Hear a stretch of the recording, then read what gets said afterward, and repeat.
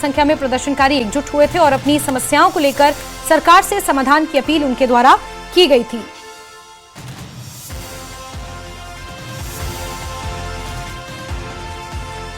तो कश्मीरी पंडित समुदाय की तरफ से देर रात ये प्रदर्शन किया गया।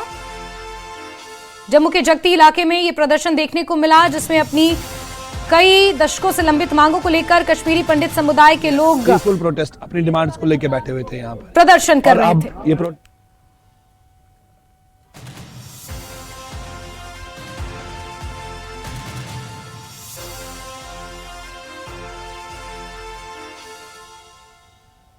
देखिए, पिछले 36 साल से कश्मीरी पंडित समाज जो है वो संघर्षशील है। हमारी 2 पीढ़ियां कब चुकी हैं। हम सरकार को कितने ज्ञापन देंगे। आज ये समय आ गया है जब कश्मीरी पंडित सड़क पे हैं। सरकार को इसका संज्ञान लेना पड़ेगा और हमारी मांगों को पूरा करना पड़ेगा। हमें हमारा होमलैंड पूरा देना पड़ेगा।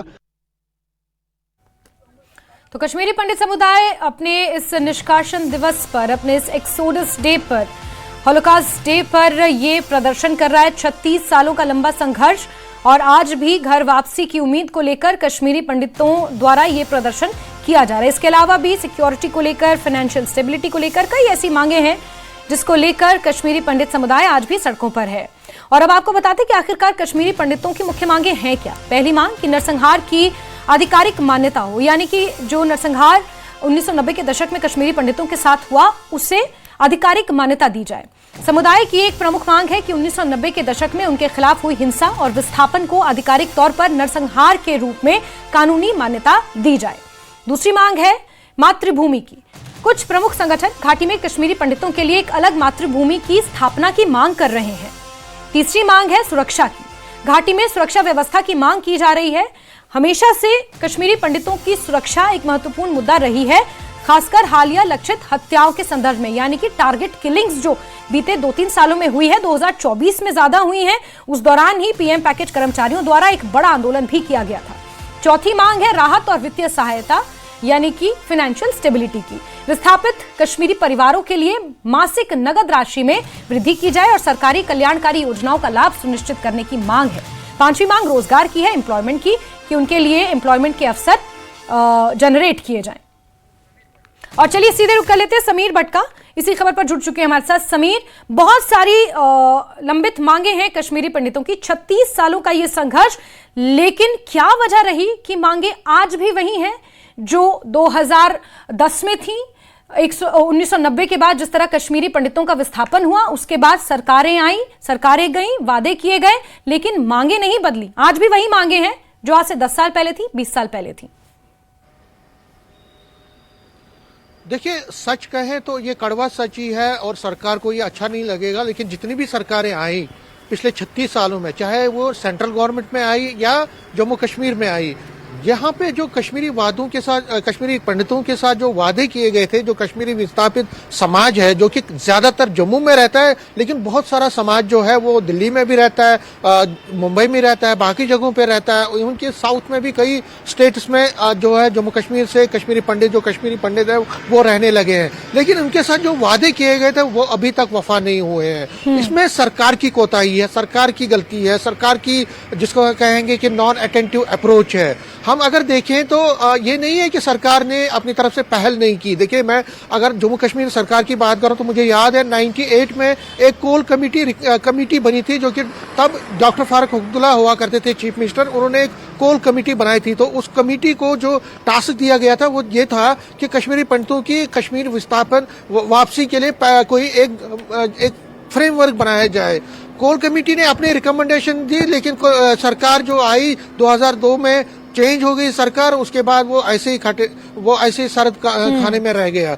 सेंटर की बात करें तो सेंट्रल गवर्नमेंट में जो अभी की सरकार है उन्होंने भी वादा किया था, और उससे पहले कांग्रेस ने भी वादा किया था, उसके पहले जितनी भी सरकारें आई उन्होंने भी वादे किए। अगर हम इस सरकार की बात करें तो देखिए, मोदी सरकार जब 11 साल पहले इस गवर्नमेंट में आई तो बहुत सारी एक्सपेक्टेशंस लोगों को, जो कश्मीरी विस्थापित समाज है, उनको हुई, क्योंकि उनको लगता था कि क्योंकि बीजेपी ने अपने 4 बड़े मैनिफेस्टो, जो 4 बड़े वादे किए थे, उसमें एक था कि धारा 370 को हटाना, उसको उन्होंने हटाया। राम जन्मभूमि का मंदिर निर्माण उन्होंने किया। एक तो सिविल कोड उसकी तरफ वो बढ़ रहे हैं, लेकिन जो कश्मीरी पंडित का जो पुनर्वास है, उनकी रिसेटलमेंट, वो भी एक बड़ा मुद्दा था और इश्यू को इन्होंने पूरे इंडिया में एक पॉलिटिकल स्लोगन की तरह इस्तेमाल किया। लेकिन ये बात भी है कि अभी तक कश्मीरी पंडितों के जो आंसू हैं उनको पहुंचा नहीं गया है। उसी का परिणाम है कि कल शाम को जो आपने देखा 4 से 5 घंटे तक जो कड़ाके की सर्दी के बावजूद मर्द, औरतें, बूढ़े, जवान वो सारे हाईवे पे थे, प्रोटेस्ट कर रहे थे रात के 1 बजे तक। शाम को जो 7 बजे उन्होंने शुरू किया, वो रात के 1 बजे तक उनकी क्या डिमांड थी, अगर आपने देखा, आपने बाइट में भी सुना, उनकी ये डिमांड थी कि भाई आपने 36 साल पहले हमसे वादा किया था, 36 सालों से आप ये सिर्फ वादे कर रहे हैं, वादों को कब तक आप जो है प्रैक्टिकल शेप देंगे, कब तक हमारी डिमांड जो है हमारी सेटलमेंट रिहेबिलिटेशन की बात करेंगे। देखिए कश्मीरी पंडित क्या चाहता है, वो चाहता है कि उसका जो बिखराव है, बिखराव हुआ है, कहीं एक फैमिली रहती है, कहीं और फैमिली रहती है, उनको एक जगह पे समीर, क्या हम ये कह सकते हैं कि एक यूनिफाइड पॉलिसी कश्मीरी पंडितों के लिए आज तक कोई सरकार नहीं बना पाई, जिसमें सोशल सिक्योरिटी भी हो, जिसमें जो टारगेट किलिंग की घटनाएं हो रही हैं उसको लेकर भी एक क्लियर वर्जन उसमें मेंशन किया गया हो, पीएम पैकेज कर्मचारियों का कितने महीनों तक एक प्रदर्शन चला वो भी हमने देखा, इसके अलावा घाटी में वापसी की मांग, जमीन की मांग, एम्प्लॉयमेंट की मांग, क्यों एक यूनिफाइड पॉलिसी कश्मीरी पंडितों के लिए नहीं बनती है? मंच से वादे बहुत बड़े बड़े किए जाते हैं, उनके लिए रेजिडेंशियल कैंप्स बनाए जाते हैं, लेकिन फिर भी ये मुद्दा सिर्फ एक इन तमाम चीजों का नहीं है, ये एक सेंटिमेंट से जुड़ा हुआ मुद्दा है, इमोशंस से जुड़ा हुआ मुद्दा है, ये जहनी मुद्दा है बेसिकली।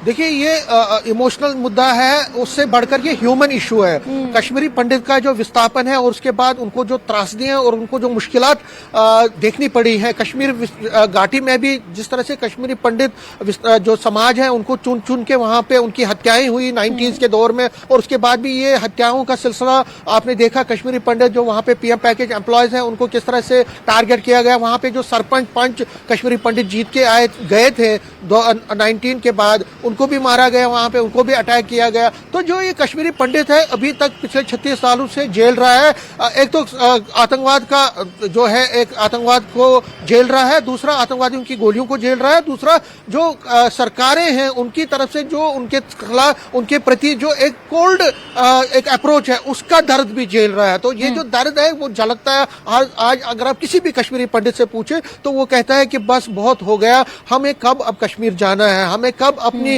मातृभूमि जाना है, हमारे साथ वादा किया गया, हमने वो जो घर छोड़ा था हमें वापस जाना है। और बहुत सारे लोग तो इसी गम में यहाँ पे अपनी जो दूसरी दुनिया में चले गए, यहाँ इस दुनिया को छोड़ के चले गए। लेकिन अब वो कहते हैं कि नई जनरेशन है, नई कब तक ये, अब जो 2 जनरेशन है तो वो तो चली गई, यही सपना संजोए हुए, लेकिन अब जो आगे की जनरेशन है उनके लिए आप कोई सेटलमेंट कीजिए, कोई उनको रिहेबिलिटेशन कीजिए, कोई उनको किसी घर में बसा दीजिए ताकि वो अपने घरों को चले जाए, अपने घरों पे बहुत पुराने दिनों की तरह। समीर, इसके साथ सवाल ये भी आता है ना कि कितनी अपॉर्चुनिटीज हैं, कितनी सिक्योरिटी है।